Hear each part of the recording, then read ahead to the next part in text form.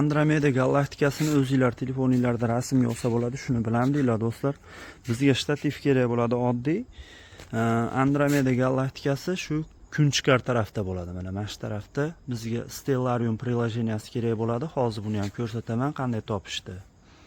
Mana quyosh chiqar tarafga telefonni qaratib qo'yamiz, shtativga mana bunday qilib Pro rejimiga kiramiz. Hozir ko'ramiz qanday olishni. Xo'p, mana bizga Stellarium приложениесі kerak. Bu Play Marketda bor. Hamma tortib olsa bo'ladi buni. Stellariumga kiramiz. Bitta tepaga qaratsanglar, toshni ishlashni boshlaydi. Mana M31 Andromeda galaktikasi bo'ladi mana. Mana shu. Endi hozir Pro rejimini rasmga olishni o'rgataman.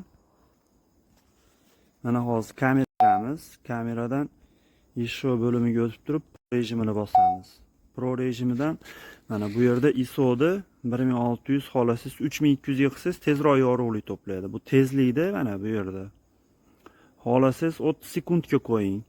Xolasiz 20 sekund, 10 sekund, 15 sekundga qo'ysa ham bo'ladi.